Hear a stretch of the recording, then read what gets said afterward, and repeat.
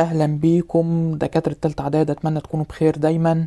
في الفيديو ده مستمرين في حل اسئلة وافكار الدرس الثاني من الوحدة الاولى، درس سرعة التفاعلات الكيميائية. ولكن يا ريت قبل ما نبدأ في الحل ندعم الفيديو بلايك واشتراك في القناة. خلي بالك هيكون في سؤال هتحله بنفسك في نهاية الفيديو. السؤال الاول بيقول لي: ماذا يحدث عند احتراق سلك تنظيف الألومنيوم في كل من دورق يحتوي على أكسجين نقي والهواء الجوي؟ أولا كده احنا قلنا ان سرعة التفاعلات الكيميائية بتعتمد على التركيز وبيكون التناسب طردي. كل ما زاد التركيز كل ما سرعة التفاعل بتزيد. هو بيقول لي دورق يحتوي على أكسجين نقي والهواء الجوي. طبعا احنا عارفين ان الاكسجين بيساعد على اشتعال والاحتراق، صح كده؟ الهواء الجوي موجود فيه اكسجين، ولكن مش هيكون بنفس التركيز اللي موجود فيه الدورق، لان الدورق يحتوي على اكسجين نقي. يبقى اقول له احتراق سلك تنظيف الألومنيوم في الدورق أسرع من احتراقه في الهواء الجوي، لأن تركيز الأكسجين في الدورق هيكون أكبر من تركيزه في الهواء الجوي. ندخل على السؤال اللي بعده، بيقول لي اختر الإجابة الصحيحة.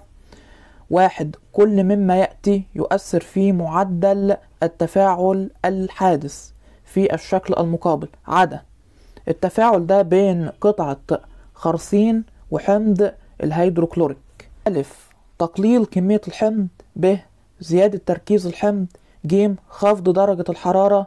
د. سحق قطع الخرسين. نبدأ بدال. أولا سحق قطع الخرسين ده يؤدي إلى زيادة مساحة السطح المعرض للتفاعل، وبالتالي هيزود من سرعة التفاعل. يبقى مش هنختارها، هو عايز عدا. ما عدا ايه؟ زيادة التركيز. طبعا زيادة التركيز هتخلي سرعة التفاعل أكتر. طب جيم خفض درجة الحرارة. برضو خفض درجة الحرارة يؤثر في معدل التفاعل الحادث، لأن احنا اتفقنا إن زيادة درجة الحرارة تؤدي إلى زيادة التفاعل، وطبعا خفض درجة الحرارة هيؤدي إلى بطء التفاعل.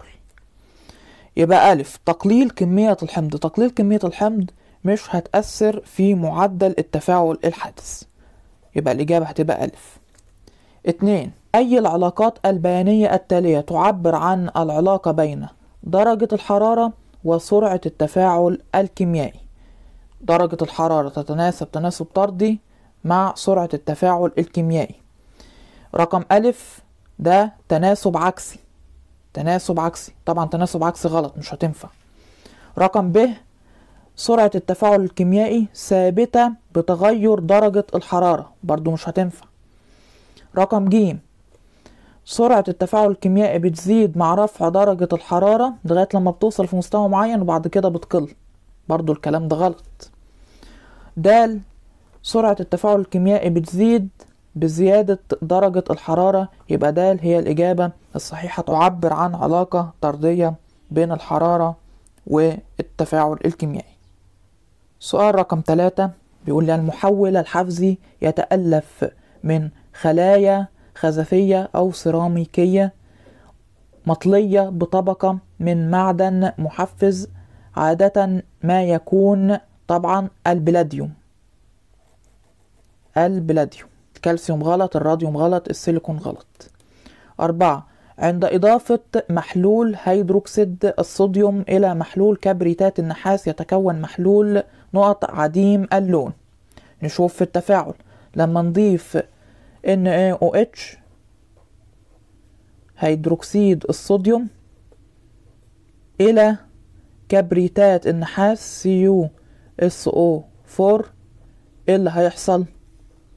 هيتكون عندي Na2SO4 زائد CuOH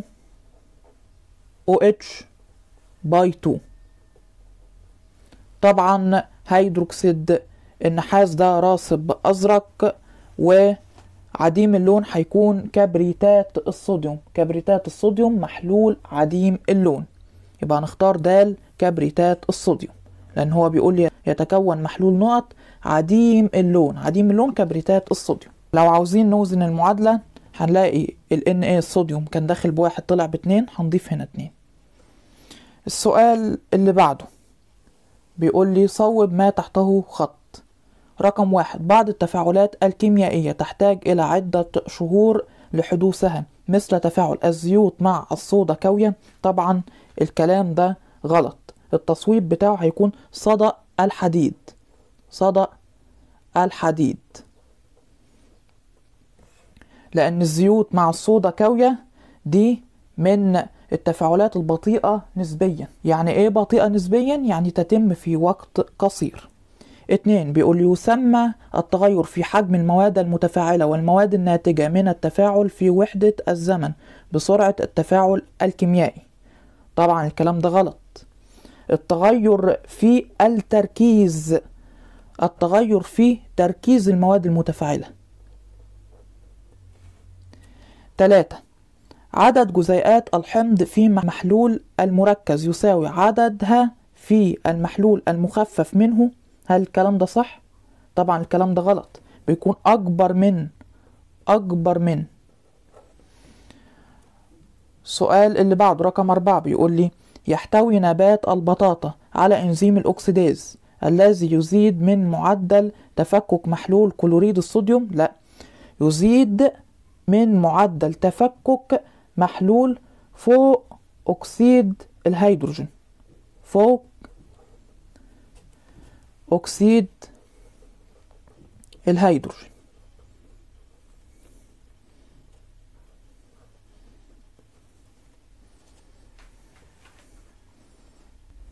ندخل على آخر حاجة معانا، سؤال الحصة.